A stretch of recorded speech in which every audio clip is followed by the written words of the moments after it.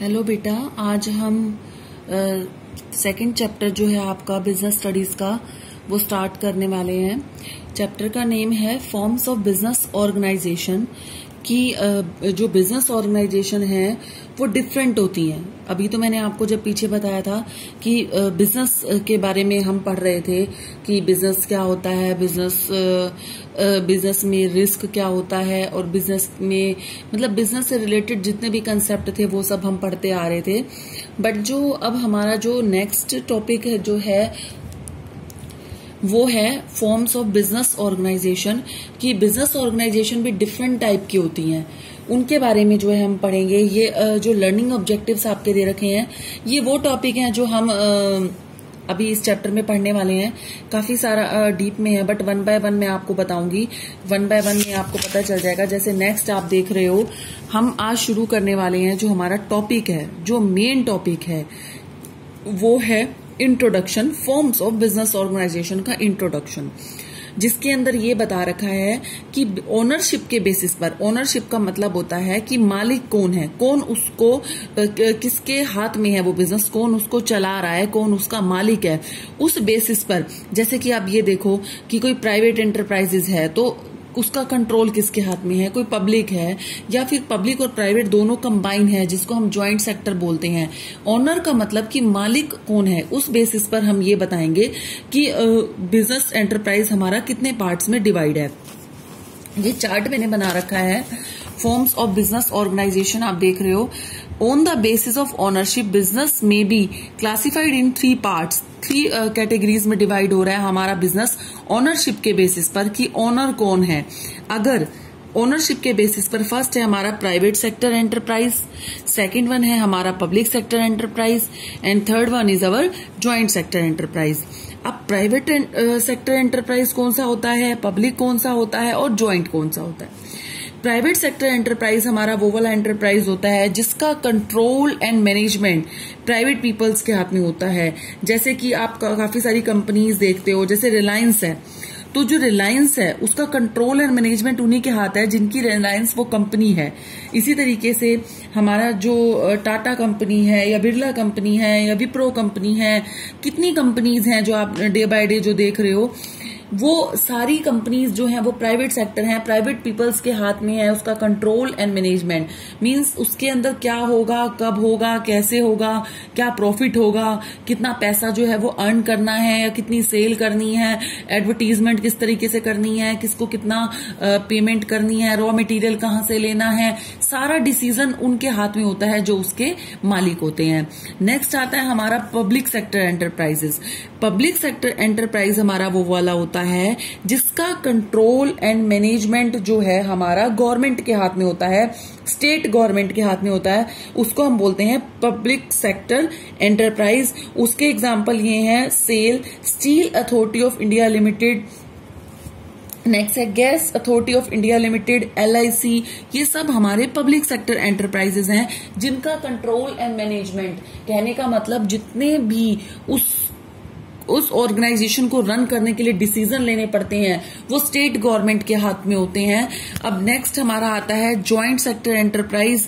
Joint sector enterprise हमारा वो वाला एंटरप्राइज होता है जिसका कंट्रोल एंड मैनेजमेंट दोनों के हाथ में होता है, प्राइवेट भी और पब्लिक भी,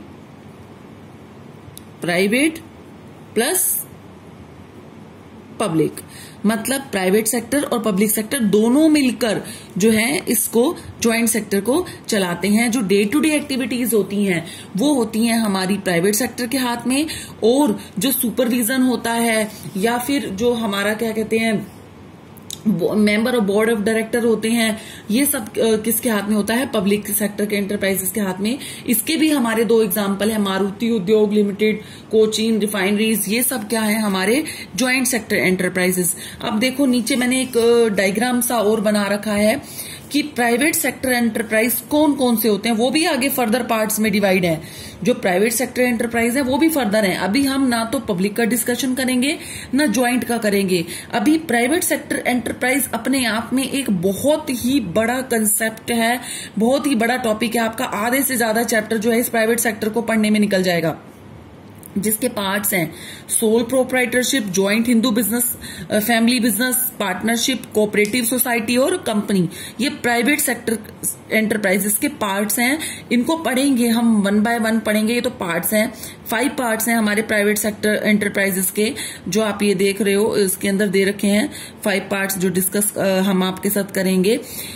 बट सबसे पहले मैं आपको ये बताऊं, जैसे कि आपकी बुक में ये दे रखा है, आप देख रहे हो आपकी जो ये बुक है इसके अंदर वो इंट्रोडक्शन दे रखा है। इंट्रोडक्शन देने के बाद आप देख रहे हो कि इसके अंदर private sector enterprise, public sector enterprise, joint sector enterprise, ये सब दे रखे हैं। और प्राइवेट सेक्टर एंटरप्राइज में वही सब लिखा हुआ है जो सब मैंने आपको बताया है। जो प्राइवेट सेक्टर एंटरप्राइज है, जो मैंने आपको बताया है कि control and management private individuals के हाथ में होता है, जो प्राइवेट लोग होते हैं उनके हाथ में होता है। मींस गवर्नमेंट का इसमें कोई इतना इंटरफेरेंस नहीं होता। और प्राइवेट सेक्टर एंटरप्राइज का मेन मोटिव आप देख रहे हो, ये जो मेन मोटिव है, मतलब जो उसका मेन उद्देश्य होता है वो होता है अर्निंग प्रॉफिट, पैसा कमाना। जो प्राइवेट सेक्टर एंटरप्राइजेस है वो पैसा कमाने के उद्देश्य से चलाया जाता है। मेन उनका जो मोटिव होता है वो पैसा कमाना चाहते हैं। और जो नेक्स्ट है हमारा पब्लिक सेक्टर एंटरप्राइज, इसका जो मेन मोटिव होता है, इसका मेन मोटिव ये होता है कि सर्विसेज प्रोवाइड करना, सर्विस मोटिव। क्योंकि जो गवर्नमेंट है वो सर्विस मोटिव से बिजनेस करती है, और जो प्राइवेट इंडिविजुअल्स हैं जैसे हम लोग हैं तो हम लोग किसके प्रॉफिट मोटिव से जो है वर्क करते हैं। तो ये सब थे हमारे private sector enterprise, public sector enterprise और ज्वाइंट सेक्टर एंटरप्राइज। इसके एग्जाम्पल भी दे रखे हैं, आप देख रहे हो नीचे इनके जो एग्जाम्पल्स जो हैं, ऊपर रिलायंस लिमिटेड, टाटा कंपनी, बिरला, विप्रो, और नीचे LIC जो है, सेल है, गेल है। और पब्लिक में जो ज्वाइंट सेक्टर है उसमें जैसे एग्जाम्पल दे रखे हैं हमारे मारुति उद्योग लिमिटेड, कोचीन रिफाइनरीज जो दे रखी है इसके अंदर। तो ये सब हमारे तीनों थे आपके फॉर्म्स ऑफ बिजनेस में। और फिर फॉर्म्स ऑफ बिजनेस आगे फर्दर डिवाइड है, आप देख रहे हो, जो मैंने आपको चार्ट में भी बताया है। अब इसमें भी आपको नजर आ रहा है कि फॉर्म्स ऑफ प्राइवेट सेक्टर। अब मैंने आपसे बताया था कि हम सबसे पहले डिस्कस करेंगे अभी प्राइवेट सेक्टर एंटरप्राइज को, कि प्राइवेट सेक्टर अपने आप में ही एक बहुत बड़ा है। इसके भी पार्ट्स हैं। पहले आप सोल प्रोप्राइटर पढ़ोगे, फिर ज्वाइंट पढ़ोगे, फिर पार्टनरशिप पढ़ोगे, फिर कोऑपरेटिव सोसाइटी, फिर कंपनी पढ़ोगे। ये प्राइवेट सेक्टर ही अपने आप में एक बहुत बड़ी चीज है। तो सबसे पहले हम पढ़ेंगे प्राइवेट सेक्टर का सबसे पहला part, that is sole proprietorship. Sole का मतलब होता है कि अकेला, सिर्फ एक, और प्रोप्राइटर का मतलब होता है ओनर, मालिक हम जिसको बोलते हैं, अकेला मालिक। आप ये देखते हो कई बार हम मार्केट में जाते हैं तो हमें काफी सारी शॉप्स दिखाई देती हैं कि एक अकेला बंदा ही उसको चला रहा होता है, एक अकेला बंदा ही उसका मालिक होता है, उस अकेले की ही वो दुकान होती है, खुद ही वो उसमें पैसा लगाता है, कैपिटल इन्वेस्ट करता है। जैसे कि आपने बिजनेस में अकाउंट्स में पढ़ा होगा कि कैपिटल का मतलब होता है जो पैसा हम बिजनेस के अंदर लगाते हैं प्रॉफिट मोटिव से।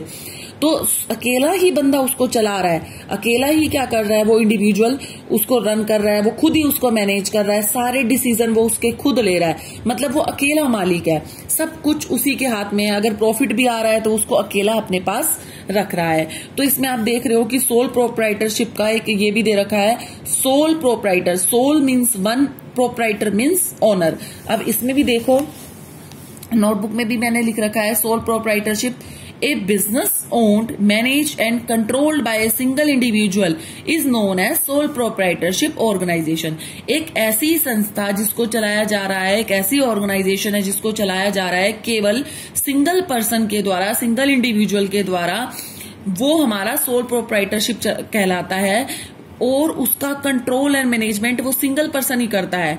उसके बिजनेस से रिलेटेड जितने भी डिसीजन होते हैं वो उसको खुद को लेने पड़ते हैं, किसी थर्ड पर्सन की उसके अंदर कोई भी इंटरफेरेंस नहीं होती। ऐसे काफी सारे जो शॉप्स हैं आप देख रहे हो अकेले चलाई जाती हैं। आप क्लॉथ की शॉप देखते हो, शूज की देखते हो, मार्केट में जाते हो, फर्नीचर की देखते हो, ये इस टाइप से काफी सारी जो हमारी शॉप्स है जिसमें एक अकेले पर्सन ने ही पैसा लगा रखा होता है, अकेला ही वो उसको चलाता है, उसके सारे डिसीजन उसी पे ही बेस्ड होते हैं कि वो किस तरीके से उसको बिजनेस को चलाएगा। तो वो वाला हमारा जो बिजनेस होता है सोल प्रोप्राइटरशिप हम उसको बोलते हैं कि ये business owned, manage and controlled by a single individual is known as sole proprietorship organization. वो हमारी सोल प्रोप्राइटरशिप ऑर्गेनाइजेशन कहलाती है।